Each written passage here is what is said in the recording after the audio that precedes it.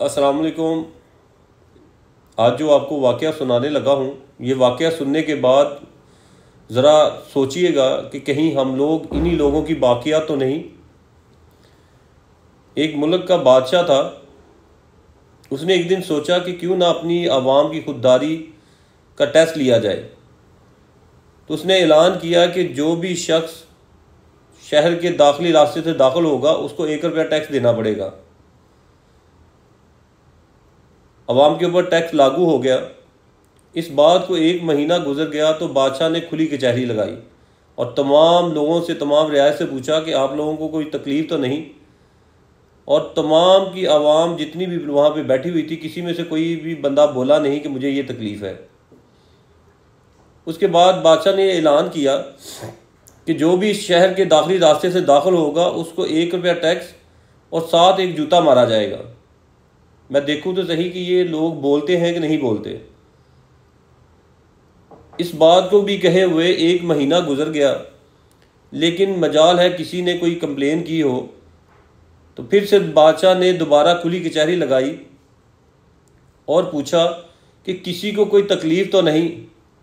इसी असना में एक बूढ़ा शख्स उठता है और वो आके बादशाह सलामत को कहता है कि बादशाह सलामत, मुझे एक बात करनी है। बादशाह बड़ा खुश हुआ कि चलो कोई तो है जिसने आवाज़ बुलंद की है, किसी के ज़हन में कोई सवाल तो उठा।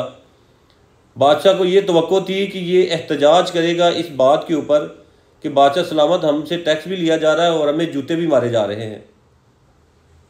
लेकिन बदकिस्मती देखिए कि उस बुज़ुर्ग ने ये कहा कि बादशाह सलामत, हम जब शहर में दाखिल होते हैं तो हमसे टैक्स लिया जाता है और जूता मारा जाता है। हमें कोई एतराज़ नहीं कि हमें जूता मारा जाता है, लेकिन आपकी मेहरबानी, जूते मारने वाले लोग कम हैं और हमें जूता खाते हुए बड़ा टाइम लगता है। तो आपसे दरख्वास्त ये करनी थी कि आप जूते ज़रूर मारें, लेकिन बंदे बढ़ा दें, ताकि हमारा जो जूते खाते हुए टाइम सर्व होता है वो टाइम बच जाए और वही टाइम हम लोग अपने कारोबार के ऊपर दे सकें। बादशाह सलामत बड़ा हैरान हुआ कि इन लोगों को ज़रा परवाह, ज़रा फिक्र नहीं हुई कि इनको जूते पड़ रहे हैं।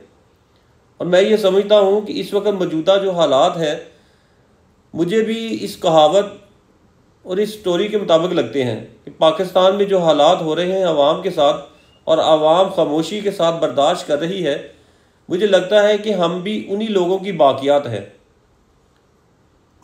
वरना ये हो नहीं सकता कि खुददार कौम इस खामोशी के साथ इतना जुल्म और बर्बरियत बर्दाश्त करे।